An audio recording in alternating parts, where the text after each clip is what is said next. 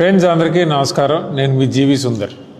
మొన్న రీసెంట్గా east west Godavari MLC ఎలక్షన్స్లో నేను నించోవడం జరిగింది. నించున్నప్పుడు నాకు గ్రౌండ్ లెవెల్లో చూస్తే అపారమైన రెస్పాన్స్ వచ్చింది. ఆ రోజు నేను పోలింగ్ బూత్లకు కూడా వెళ్తే 10 మంది లైన్లో నించుంటే 8 మంది మీకే ఓటేసాం బాబు అని చెప్పారు. చెప్తే ఖచ్చితంగా నగ్గేస్తున్నాం అనుకుని ఇంకా బాక్సులు ఓపెన్ చేసి చూస్తే కంప్లీట్ రివర్స్లో జరిగింది. సుమారు నా పైన 1,00,000 ఓట్ల మెజారిటీతో కూటమి క్యాండిడేట్ నెగ్గాడు. ఎలా జరిగింది ఇది అని నిజంగా అసలు లోపల ఎంత కుమిలిపోయానంటే అంత కుమిలిపోయాను. నాకు పర్సనల్గా వాట్సాప్లో, ఎందుకంటే నేను చదువుకున్నాను కాబట్టి టెక్నాలజీ వాడతాను కాబట్టి, నేను పర్సనల్గా 1,40,000 మందిని నేనే డైరెక్ట్గా వాట్సాప్లో వాళ్ళతో కాన్వర్జేషన్ స్టార్ట్ చేస్తే 1,40,000 మందిలో 1,27,000 మంది నీకే ఓటేసాం బ్రదర్, మీరు చేసినవి చాలా బాగున్నాయి, చాలా ప్రాక్టికల్గా మాట్లాడారు, చాలా ప్రాగ్మాటిక్గా మాట్లాడారు, మీరు మాట్లాడింది బాగుంది, ఖచ్చితంగా మీకే ఓటేసాం అని చెప్పారు. చెప్తే చూస్తే కనుక నాకు ఫస్ట్ ప్రిఫరెన్స్ ఓటు 16,000 చిల్లర, 16,800 ఓట్లు ఎన్నో పడినాయి. అసలు నాకు అర్థం అలా. ఈరోజు రాహుల్ గాంధీ ఆ బాంబ్ని కర్ణాటక ఎలక్షన్స్లో ఆయన పేల్చాడు. రాహుల్ గాంధీ ప్రెస్ మీట్ పూర్తిగా చూసిన తర్వాత ఏ విధంగా దొంగోట్లతో గత దశాబ్దంగా, ఎందుకంటే రాహుల్ గాంధీ పెట్టిన ప్రెస్ మీటు ఈ దశాబ్ద కాలంలో బిగ్గెస్ట్ ప్రెస్ మీట్ అని చెప్పాలి. ఎందుకంటే దిస్ ఇస్ ద బిగ్గెస్ట్ చోర్. ఇంతకన్నా పెద్ద దొంగతనం ఈ దేశ స్వాతంత్రం వచ్చిన దగ్గర నుంచి ఇప్పటి వరకు ఎవరు కూడా చేయలేరు. ఇంతకన్నా పెద్ద దొంగతనం ఎవరు చేయలేరు కూడా. బీజేపీ ఆర్ఎస్ఎస్ వాళ్ళు అంటే గత 20-30 సంవత్సరాలుగా వర్క్ చేసి ఈ దొంగ ఓటర్లని బ్రెయిన్ వాష్ చేసి వాళ్ళతో చేయించి స్ట్రాటజికల్గా ప్రతి అసెంబ్లీ కాన్స్టిట్యున్సీలో ఇంత పర్సంటేజ్ ఆఫ్ దొంగోట్లు వాళ్ళు చేసుకుని నెమ్మదిగా చాప కింద నీరులాగా ఏ విధంగా అడ్డగోలుగా అడ్డదారిలో ఎలక్షన్స్ నెగ్గారన్నది మనం రాహుల్ గాంధీ ప్రెస్ మీట్ ద్వారా అది బయటకు వచ్చింది. చాలా క్లియర్గా first of all Rahul Gandhi గారిని నేను కంగ్రాచులేట్ చేద్దాం అనుకుంటున్నాను. ఆయన్ని మనస్ఫూర్తిగా ఎప్రిషియేట్ చేద్దాం అనుకుంటున్నాను. నాలాగా ఖచ్చితంగా నగ్గుతామని ఓడిపోయిన చాలామంది క్యాండిడేట్స్, చాలామంది యాస్పిరేషన్స్కి ఈరోజు రాహుల్ గాంధీ గారి ప్రెస్ మీటు ఒక క్లారిటీని ఇచ్చింది. ఏంటంటే 5 రకాలుగా బీజేపీ వాళ్ళు మనకి ఈ ఓట్ చోరీ అన్నది చేశారు. డూప్లికేట్ ఓటర్స్, ఒకే పేరుతో 4-5 ఓట్లు, 4-5 రాష్ట్రాల్లో ఓట్లు ఉండడం, 4-5 ఇళ్లలో ఓట్లు ఉండడం. తర్వాత ఫేక్ అడ్రస్లు తప్పు ఉంటాయి కానీ వాళ్ళకి ఓటు వచ్చేస్తుంది. తర్వాత ఒక చిన్న ఇల్లు, ఒక 20 SFT లేదంటే ఒక 100 SFT ఇంట్లో 2-3 ఉండడమే కష్టం. అటువంటిది ఒక అడ్రస్లో 80 మంది 60 మంది, అక్కడికి వెళ్ళి చూస్తే నిజంగా ఎవరు ఉండరు. అటువంటి పరిస్థితిలో ఉండడం. తర్వాత ఫోటోలు ఆయన జూమ్ చేసి కూడా చూపించాడు. జూమ్ చేసి ఒక 1000x జూమ్ వేసినా కానీ అతను ఎవరో తెలియట్లేదు. అటువంటి ఫోటోలు పెట్టి వాళ్ళని ఫేక్ ఓటర్స్ కింద చేయడం. ఇంకా Form 6 అంటే యువత 18 సంవత్సరాలు నిండిన తర్వాత ఫస్ట్ టైం ఎవరన్నా వాళ్ళ ఓటు వినియోగించుకోవాలనుకుంటే కనుక Form 6 ద్వారా ఓటు నమోదు చేసుకోవాలి. అటువంటిది Form 6లో 70 సంవత్సరాలు 80 సంవత్సరాలు 90 సంవత్సరాలు ఉన్న ముసలోళ్ళు Form 6 ద్వారా ఓటు చేసుకోవడం అంటే ఇన్ని రకాలుగా. అంటే ఆయన ప్రెస్ మీట్ పూర్తిగా చూశాను. ఒక అసెంబ్లీ నియోజకవర్గంలో 1,00,000 పైచులకు దొంగోట్లు ఉన్నాయంటే ఈ కూటమి అభ్యర్థులు మొన్న ఎలక్షన్స్లో ఏ విధంగా 1,00,000 లేదంటే 30,000 40,000 మెజారిటీ ఏ విధంగా వచ్చిందో మనం అర్థం చేసుకోవచ్చు. సో నాకు అనిపించింది ఏంటంటే రాహుల్ గాంధీ గారి ప్రెస్ మీట్ అంతా చూసిన తర్వాత ఆయన ఒక దగ్గర తప్పు మాట్లాడాడు. ఏంటంటే ECI election commission of India OCR ఫార్మాట్లో మాకు ఇవ్వట్లేదు, లేదంటే కంప్యూటర్ రీడబుల్ ఫార్మాట్లో మాకు డేటా ఇవ్వట్లేదు అని అంటున్నారు. నేను ఈ ప్రెస్ మీట్ రాహుల్ గాంధీ గారి కోసమే పెట్టాను. ఆయన చూడాలని ఆయనకు పర్సనల్గా లెటర్ కూడా రాస్తాను. ఎందుకంటే కాంగ్రెస్ పార్టీ అధికారంలో ఉండగానే రైట్ టు ఇన్ఫర్మేషన్ యాక్ట్ తీసుకొచ్చారు. అందులో చాలా క్లియర్గా సెక్షన్ 7 రాహుల్ గాంధీ గారు అండ్ అదర్ ఎమ్మెల్యేస్, ఎందుకంటే వైఎస్ఆర్ కాంగ్రెస్ పార్టీ వాళ్ళకి కూడా ఇది చెప్తున్నాను, ఎందుకంటే ఖచ్చితంగా నగ్గుతారు అనుకున్న 2024 ఎలక్షన్స్లో తుక్కు కింద వైఎస్ఆర్ కాంగ్రెస్ పార్టీ ఓడిపోయినట్టు ప్రకటించడానికి కారణం కూడా ఈ దొంగోట్లే. ఒక్కసారి ఇది ఒక రాహుల్ గాంధీ వల్ల లేదంటే ఒక నాలాంటి ఒక స్మాల్ ఇండిపెండెంట్ క్యాండిడేట్ వల్ల అవ్వదు. ఇది బాగా బలం ఉన్న వైఎస్ఆర్ కాంగ్రెస్ పార్టీ లాంటి ఒక పెద్ద పార్టీ పూనుకుంటే కానీ జరగని విషయం. ఖచ్చితంగా నా వరకు టెక్నికల్ సౌండ్నెస్ ఉంది కాబట్టి, సాఫ్ట్వేర్ పరంగా సౌండ్నెస్ ఉంది కాబట్టి నా వంతు ప్రయత్నం నేను చేస్తాను యాజ్ అన్ ఎడ్యుకేటెడ్ మ్యాన్. నేను ఏమంటానంటే right to information act section 7 of 9 ఒకసారి రాహుల్ గాంధీ గారు అండ్ వైఎస్ఆర్ కాంగ్రెస్ పార్టీలో ఓడిపోయిన ఎమ్మెల్యేలు మీరు అందరూ చూడండి. And information shall ordinarily be provided in the form which it is sought. అంటే ఈ సెక్షన్ 7 of 9 ఏం చెప్తుందంటే రైట్ టు ఇన్ఫర్మేషన్ యాక్ట్లో ఏదన్నా సంస్థ, ప్రభుత్వ రంగ సంస్థ, ఎందుకంటే ఎలక్షన్ కమిషన్ కూడా ప్రభుత్వ రంగ సంస్థే కాబట్టి ఆ సంస్థలో ఏదైనా ఇన్ఫర్మేషన్ ఏ విధంగా స్టోర్ అయి ఉందో ఆ విధంగా మనకి ఇచ్చే అవకాశం సెక్షన్ 7 of 9లో క్లియర్గా ఉంది. అంటే నేను ఇక్కడ చెప్పదలుచుకుంది ఏంటంటే ఎలక్షన్ కమిషను చాలా మోడర్న్ ఫార్మాట్స్ వాడుతుంది ఓటర్ డేటా స్టోర్ చేయడంలో కానీ అనలైజ్ చేయడంలో కానీ.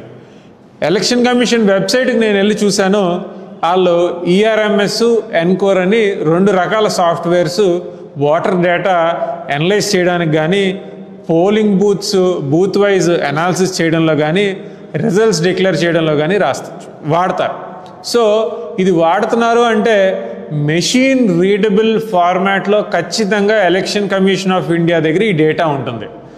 నేను ఈ ఓడిపోయిన వైఎస్ఆర్సీపీ ఎమ్మెల్యేస్ని, కాంగ్రెస్ పార్టీని కోరేది ఏంటంటే ఈ ప్రెస్ మీట్ ద్వారా మీరు సెక్షన్ 7 of 9 ప్రకారం OCR ఫార్మాట్లో, మెషిన్ రీడబుల్ ఫార్మాట్లో ఎలక్షన్ కమిషన్ అడగండి. RTI యాక్ట్ ప్రకారం అడిగితే కనుక అది చాలా ఈజీగా, ఎందుకంటే నేను రాహుల్ గాంధీ గారు చెప్పారు, ఒక అసెంబ్లీ కాన్స్టిట్యున్సీని చదవడానికి, అనలైజ్ చేయడానికి మాకు ఒక టీమ్ ఆఫ్ పీపుల్ కూర్చుంటే 6 నెలలు పట్టింది. అదే మెషిన్ రీడబుల్ ఫార్మాట్లో ఉంటే ఇలా జరుగుతుందని. సో నేను చెప్పేది ఏంటంటే ఈ సెక్షన్ 7 of 9 వాడండి, వాడి రైట్ ఇన్ఫర్మేషన్ ద్వారా అడగండి. అడిగి ప్రతి ఒక్క ఓడిపోయిన క్యాండిడేట్ కూడా వాళ్ళ డేటాని అనలైజ్ చేయండి. అనలైజ్ చేసుకుని ఎలక్షన్ కమిషన్ చేసిన తప్పుని ఖచ్చితంగా ఇది బయట ప్రజలకు అర్థమయ్యేటట్టు చెప్పమని కోరుతున్నాను. ఎందుకంటే ఇలాగా కనుక మనం నాకెందుకులే అని పట్టించుకోకుండా ఉంటే ఇప్పటికి 2 సార్లు, ఇది 3వ సారి, ఇప్పుడు 3 సార్లు అన్యాయంగా తప్పుగా బీజేపీ గవర్నమెంట్ గెలిచారు. ఇంకోసారి కూడా గెలుస్తారు. ఇంకోసారి కూడా గెలిస్తే ఏమవుతుంది? కాన్స్టిట్యూషన్ మార్చేస్తారు. కాన్స్టిట్యూషన్ మార్చేసి మోడీయే కింగ్ ఈ దేశానికని వాళ్ళు ప్రకటించుకున్నా మనం ఆశ్చర్యపడవసరం లేదు. So the basic principle of constitution అన్నది 1 voter 1 vote.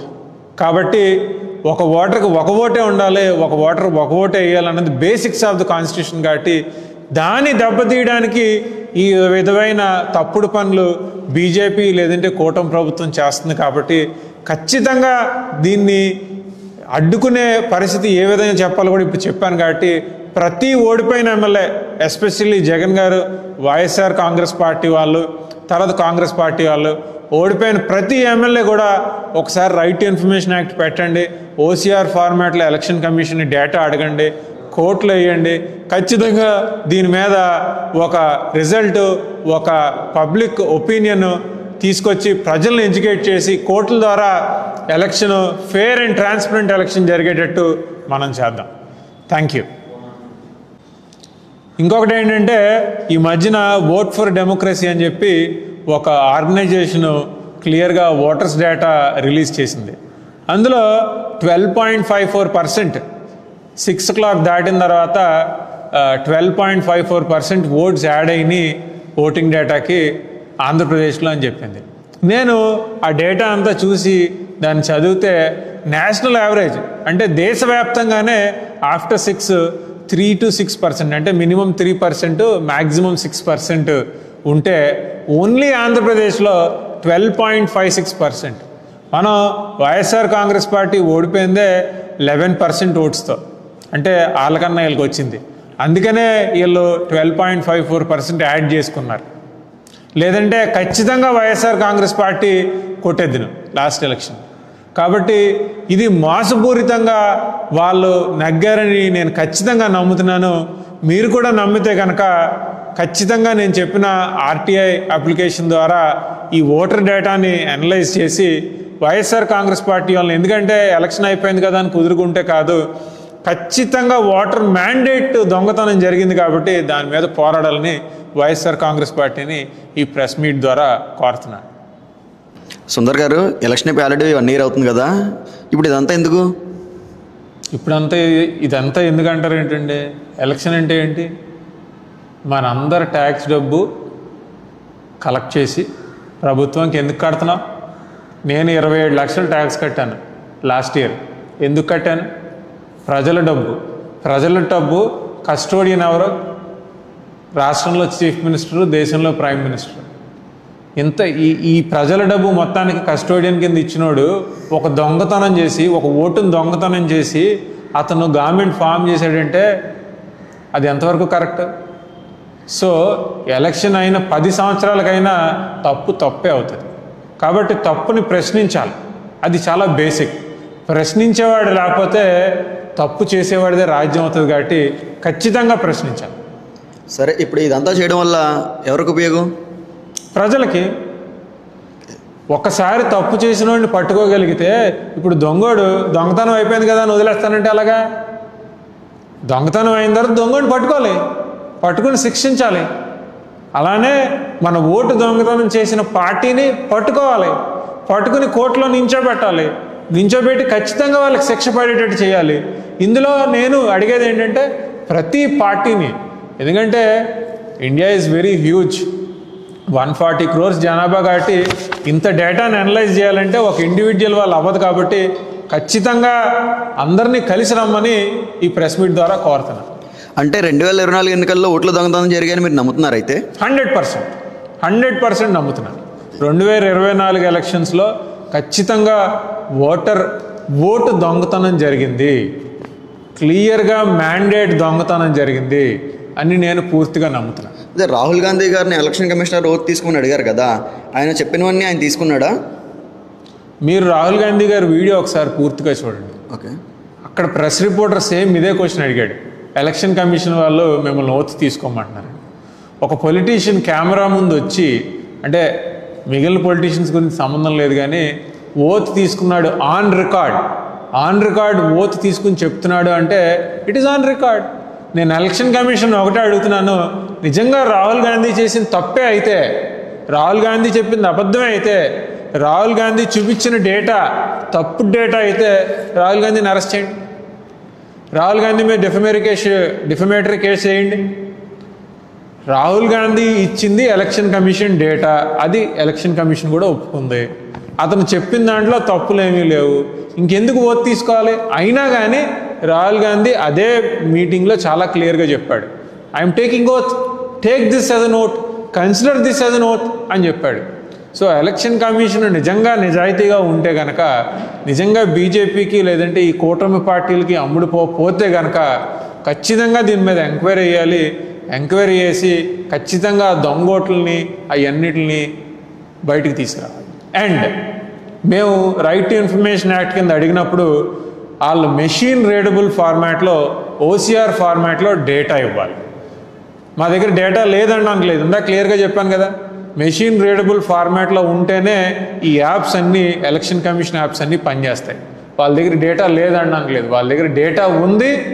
ఆ ఉండిన డేటా మెషిన్ రీడబుల్ ఫార్మాట్లో ఆర్టీఐ సెక్షన్ 7 of 9 ప్రకారం ఇచ్చి తీరాలి. ఇస్తే ఓకే, ఎలక్షన్ కమిషన్కి తెలియకుండా తప్పు జరిగింది అనుకుంటాం. కానీ ఇవ్వకుండా కనుక మామూలు మెషిన్ రీడబుల్ ఫార్మాట్లో కాకుండా మాన్యువల్గా ఇస్తే కనుక ఖచ్చితంగా రాహుల్ గాంధీ చెప్పినట్టుగా ఎలక్షన్ కమిషన్ కూడా ఈ యొక్క క్రైమ్లో ఇన్వాల్వ్ అయి ఉంది అని మేమందరం నమ్మాల్సి వస్తుంది. సరే అండి, మీరు ఇప్పుడు ఏ పార్టీకి సపోర్ట్గా మాట్లాడుతున్నారు, ఏ పార్టీలో జాయిన్ అవ్వబోతున్నారు? చాలా ఇంపార్టెంట్ క్వశ్చన్. చాలామంది అడుగుతున్నారు సుందర్ గారు ఏ పార్టీలో జాయిన్ అవుతున్నారని. నేను I'm talking like a spectator and independent politician. నాకు ఇప్పటివరకు ఏ పార్టీలో జాయిన్ అవ్వాలన్నది నేను డిసైడ్ అవ్వలే. నా దృష్టిలో 2 పార్టీలు ఉన్నాయి. ఎందుకంటే నేను నెగ్గే పార్టీ ఓడిపోయే పార్టీ అన్నది కాదు నేను కొలమాను. నేను ఐడియాలజీ పరంగా నేను అనలైజ్ చేసుకున్న పార్టీలు ఉన్నాయి. ఏ పార్టీ అండి అది? ఏంటంటే నేను ఐడియాలజీ పరంగా అనలైజ్ చేసుకున్న పార్టీలో ఫస్ట్ బీజేపీని చూసుకుందాం. అది ఒక నాన్ సెక్యులర్ రిలీజియస్ పార్టీ. మనుషుల్ని విడదీయడమే వాళ్ళ యొక్క మెయిన్ ఎజెండా. తర్వాత టీడీపీ పార్టీ చూసుకుందాం. టీడీపీ బీజేపీతో అలైన్ ఉంది కాబట్టి బీజేపీ ఐడియాలజీతో అలైన్ ఉంది కాబట్టి టీడీపీ కూడా నాకు సెట్ అవ్వదని నేను అనుకుంటున్నాను. ఇంకా జనసేన, వాళ్ళకి అసలు ఐడియాలజీయే లేదు. వాళ్ళు ఒకసారి లెఫ్ట్ మాట్లాడితే, ఒకసారి రైట్ మాట్లాడితే, ఒకసారి సెంటర్ మాట్లాడతారు. ఒక గ్రౌండ్ కూడా తీసుకునే అవకాశం లేదు. వాళ్ళకి ఐడియా లేదు, ఐడియాలజీ లేదు. వాళ్ళని కన్సిడర్ చేయాల్సిన పని లేదు. అండ్ ఫైనల్గా కాంగ్రెస్, వైఎస్ఆర్ కాంగ్రెస్. నాకు రాహుల్ గాంధీ ఐడియాలజీ నచ్చుతుంది, రాహుల్ గాంధీ యొక్క విజన్ నచ్చుతుంది, కాంగ్రెస్ పార్టీ ఐడియాలజీ నచ్చుతుంది. ఎందుకంటే కాంగ్రెస్ పార్టీ చాలా క్లియర్గా క్యాపిటల్ ఇన్ఫ్రాస్ట్రక్చర్ని ఎప్పుడు కూడా డెవలప్ చేయాలని చూస్తుంది. ఎడ్యుకేషన్ మీద, హెల్త్ మీద ఇన్వెస్ట్ చేయాలని చూస్తుంది. సేమ్ ఇక్కడ కానీ కాంగ్రెస్ పార్టీకి మన రాష్ట్రంలో ఏ విధమైన స్ట్రెంగ్త్ లేదు. ఎందుకంటే బైఫర్కేషన్ వల్ల పూర్తిగా తన అస్తిత్వాన్ని కాంగ్రెస్ పార్టీ కోల్పోయింది. ఇప్పటికన్నా ప్రజలు కాంగ్రెస్ పార్టీని క్షమిస్తారా అంటే ఏమో. లాస్ట్ 3 ఎలక్షన్స్లో కాంగ్రెస్ పార్టీ వంక కూడా ప్రజలు చూడలే. అటువంటి పార్టీలోకి నేను వెళ్ళి ఏం తీసుకురాగలుగుతానంటే అక్కడ సరైన లీడర్షిప్ వస్తే కాంగ్రెస్ పార్టీ గురించి ఆలోచించవచ్చు. ఇంకా వైఎస్ఆర్ కాంగ్రెస్ పార్టీ డెఫినెట్గా నా ఐడియాలజీకి దగ్గరగా ఉంది.